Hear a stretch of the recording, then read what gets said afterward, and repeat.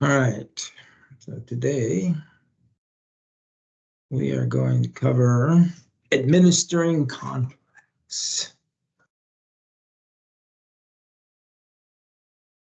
Administer contracts, purchase orders from award to completion.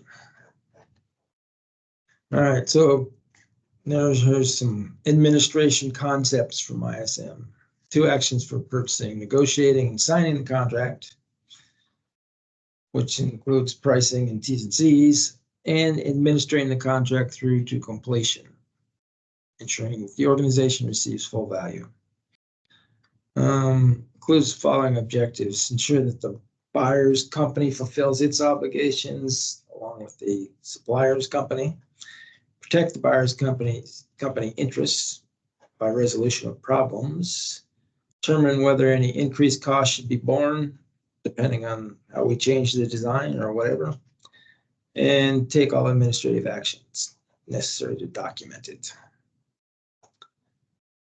Post-award conference. Review contract with the winning supplier. They're going to call that the post-award conference. Work control applies to indefinite delivery time and material, labor hour, and cost reimbursement types of contracts. So basically, time and material and cost reimbursement type of contracts are going to have a work control document. The delivery is deferred until after the contract award. Operate standard work order. Reimbursement contracts use buyer's annual budget to determine the annual work plan, which is work control. They have this annual work plan. And cost reimbursement contracts also use a notice to proceed. In other words, you get to a certain point and then you need a notice to proceed to go further. Most of this is in construction type stuff. Contract compliance.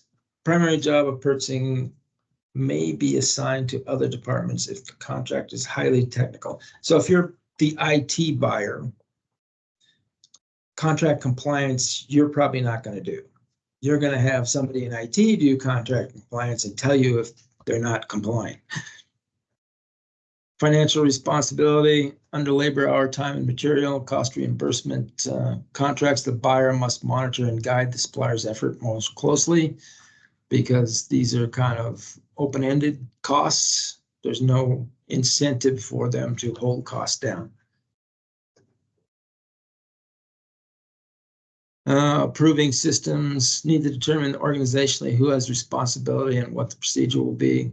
For contracts, we were looking at our signature authority matrix yesterday or the day before. And administrative responsibilities, price adjustment clauses, economic price adjustment types.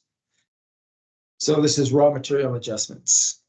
In accordance with supplier costs, which is show me your invoices, which is not a great way of doing business. And in accordance with applicable indices, this is much more preferred. The problem with these show me your invoices is that you can manipulate the costs on invoices pretty easily by buying more or less at a single time. Administration of change orders. On occasion, contracts will need to be amended. Separate amendment must be written addressing the paragraphs that are changing and signed by both parties. Most of you know how to do a LTA amendment. T's and C's, the contract specific terms such as quality, delivery, price, general, legal, boilerplate, etc. And documentation requirements. Need to document actions and verify requirements. Now I want to shift over to supplier management concepts. So standards of performance. Ensure the supplier knows what is expected of them. Usually this has to do with the specifications or the statement of work or both. So for specs, what do we got here? Okay, this is a very short one. It was written for engine fan. Specs don't need to be elaborate. They just need to cover the subject. And then a statement of work. We'll use these for like DDAs and stuff like that. Somewhere in here, they have the statement of work template for the DDA, which whatever pulls up gives you instructions, and then it has, boilerplate that you can adjust. And let's go back to here. Now, service level agreement. This is something we don't use on the 4th floor, but we do use in indirect down on floor 2. So this is how indirect, this is basically a statement of work for the indirect MSA or master services agreement. Each service has a service level agreement. There's ISM's recommendation for what it should look like. Here's your table of contents. It's got a bunch of stuff in it. Basically, it says what the service is, how they're going to get paid, how you're going to measure whether they're doing a good job. I worked at Expedia for a little while, and this is one of theirs. They did a lot of MSAs. So you can take a look at those. We also have one downstairs somewhere. Annual work plan provides the initial definition of tasks to be performed during the budget year. Again, this is more of a construction contract type of thing. And supplier feedback. I have never seen a survey our suppliers, but you could do it. How knowledgeable was the buyer? How accurate were the engineering specifications? Probably we don't want to hear the answer. Were clear quality requirements, service objections, outcomes stated, how timely was the payment, all this stuff. How are we doing? Supervision of supplier on-site takes place at the actual location where the work is being accomplished at the supplier, or remote review of workflow charts and invoices, teleconferencing. This is how we usually do business, but money managers do get out and visit their suppliers. Management by exception, employed by the buyer at the time the contract is awarded to determine whether routine or special attention is appropriate. And progress reports, which are milestones, phase production schedules, etc. Customer feedback, internal customers, especially if you're working in indirect, you're working for the marketing group or the HR.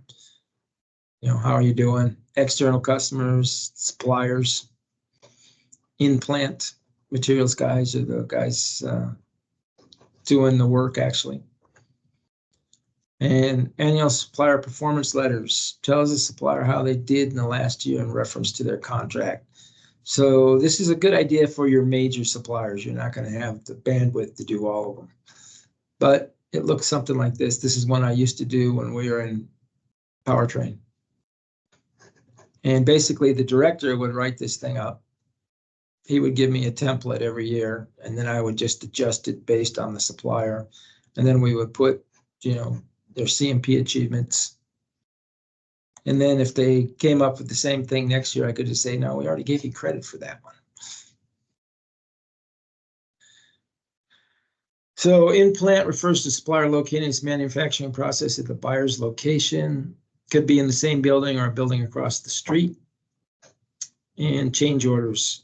Purchase written authorization to supplier to modify or change an existing purchase order. We don't really use that. We will use it for like an RFP. We may write an actual change order.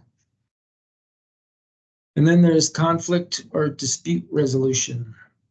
Contract administrator is the last resort to fix problems between the supplier and the end user, and should be looked at as an impartial source.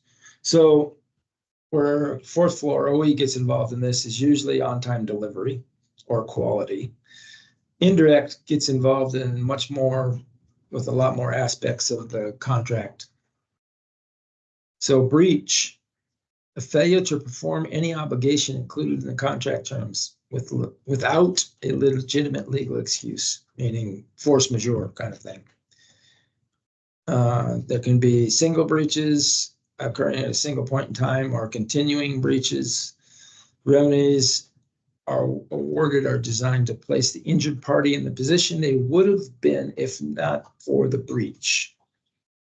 And the non-breaching party is relieved of their obligations under the contract by the other party's breach.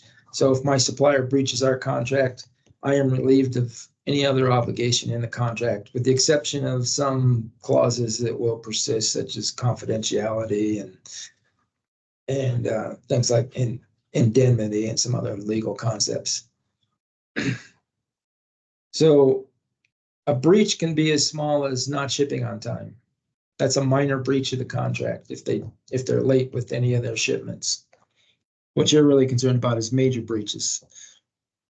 Default notice is provided of the breach to the breaching party, and an opportunity for the breaching party to cure the breach and avoid cancellation of the contract. So we have to, in writing, tell the supplier that they've breached the contract for whatever reason, and then provide some amount of time for the supplier to cure that breach or fix it.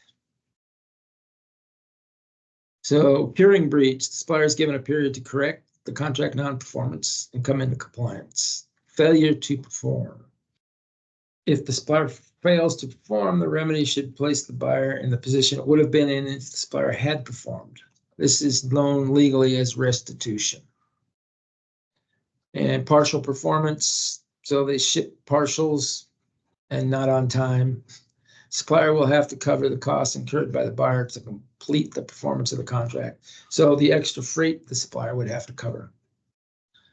Delay in performance, if you don't complete the contract in the agreed time, the buyer can recover costs incurred due to the delay. And specific performance, the supplier must perform the contract as agreed. And that's another term called reformation. If there was a mutual mistake in the contract can be rewritten or reformed to correct it. Usually this involves typos and things that weren't quite clear, and both sides agree that that's not what that meant. Rescission, also known as annulment. Everybody knows what annulment is when it comes to marriages. It kind of says it never existed. Makes the contract void from its inception and restores the parties to the positions they would have been in had no contract been made. That's called a rescission. Think of it as annulment. And restitution, the party is put in the position it would have been in if the breach had not occurred. And then we covered specific performance. Court orders the contract to be performed as agreed rather than awarding monetary damages. Other sources of conflict, cultural differences. Different cultures place different values on issues such as time, quality, and payment due dates. Then there's alternatives to litigation. So you've got a breach, you can sue, but there's other things you can do. You can do mediation, which is a neutral third party working with the buyer and the seller to come to an agreement. The thing about mediation is the decisions are non-binding on both parties. They're just recommendations. Arbitration, on the other hand, is like mediation, except decisions are binding on both parties. The arbitrator is not a judge, but going into arbitration, both parties agree that the decision will be binding. Negotiation is usually what we do, talking and posturing, but these decisions are non-binding also. Contract renewal can be negotiated to have a base period with optional renewal periods, which is what we usually do. 3-year contract with automatic renewal for 1 year. And either party can, within 90 days of renewal, say they don't want to renew in writing. Suppliers performing the contract is automatically renewed for X number of years. And then contract closeout. We don't usually do this step. Our contracts are just expire. Actions taken upon completion of their respective obligations. Fulfillment of terms and obligations. So the guys that will use this contract closeout will be our capital folks that buy capital equipment for us down in indirect. Contract administrator must verify that all work has been duly performed and paid for, and must confirm and document that supplier has successfully completed all of its obligations. Then you got to dispose of property, pay in accordance with the terms, and acceptance of goods and services. And then termination options. Rights or obligations based on prior performance survive. So there are, once you terminate for breach or otherwise, there are things that survive, warranty, indemnity, things like that. And you'll see in the last paragraph of our LTA, it'll say these clauses will survive termination. Cancellation of the contract implies cause and leaves causing party liable for damages due to a breach. So if they breach, you can cancel the contract. Certain rights and obligations still survive. We have this in a lot of our LTAs. You can't terminate the contract for convenience, in part or in whole, by one party without fault. It must be part of the agreement, include payments for profits and work completed. Impossibility. These are some UCC terms mostly. Like force majeure, allows one party to be excused from the contract performance for circumstances outside of their control. Usually covers natural disasters, acts of God, war, that type of thing. Not my tier 2 supplier did not ship on time. Rescission is annulment again, contract's null and void. And then if the contract is just completed, it's automatically terminated. And there's also inexcusable delay. It's a delay that cannot be justified as a true force majeure event. There must be contract clause permitting it. This is not what we want to see. And then frustration of purpose. Under a UCC, a contract can be terminated if it becomes commercially impractical for one party to perform, like they're going to lose a bunch of money every time they ship. That can be frustration of purpose. Things like war, natural disaster, shortage of raw materials, not profits or material prices. So those don't count, but shortages would. And then just flat out cancellation differs from termination in that cancellation implies termination for cause. Does not excuse the causing party from damages resulting in failure to perform. All right. Supply manager sends a cancellation notice due to a material breach by the supplier. This is best described as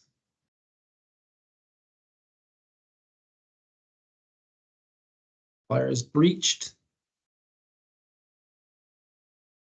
So termination for cause, eh? Yeah, it's got to be it. Could be frustration of purpose too, but I think cause is where they're going to go. Yep.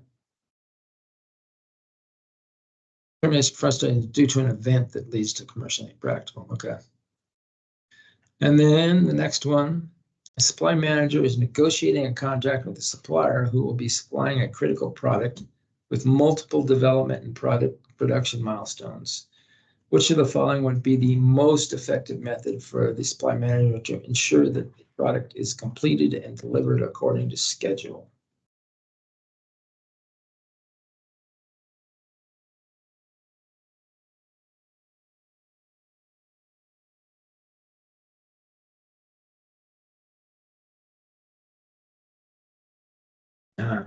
What do you guys like here? A couple of them could be good. So, establishing a solid annual work plan, it's a good thing. The backup plan is kind of a red herring, I think. It's not really not what they're looking for. But here, they got to not only have a work plan, but they got to submit progress reports. So I'm guessing that would be the one.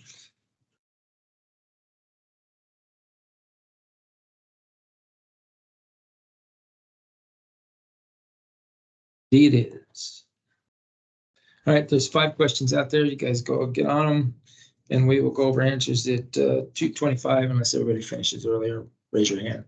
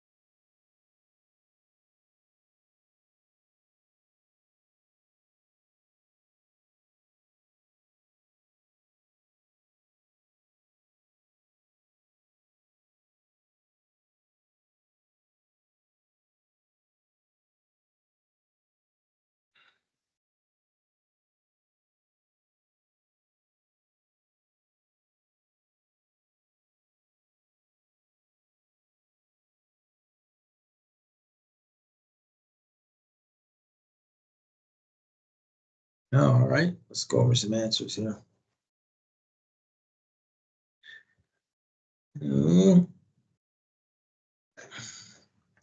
Number 1 is delta. Market analysis and supplier selection process are events that occur before contract execution, and you were looking for a not. 2 is alpha.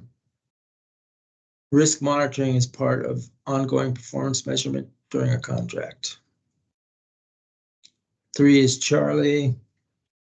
Accepting non-conforming goods is a little benefit to the buying organization since they cannot be used for the intended purpose. 4 is also Charlie, because there is a dispute over timing between Acme and the supplier. Acme is acting in good faith. Negotiation would be the answer. You don't need to go to mediation. And 5 is Bravo. Cost reimbursement type contract has no incentive for the supplier to keep costs down. Therefore, you need a work schedule and a notice to proceed to the next step, annual work plan and a notice to proceed. Any questions? All right, we'll study some more law stuff tomorrow. Talk to you guys later. Yeah. Thank you.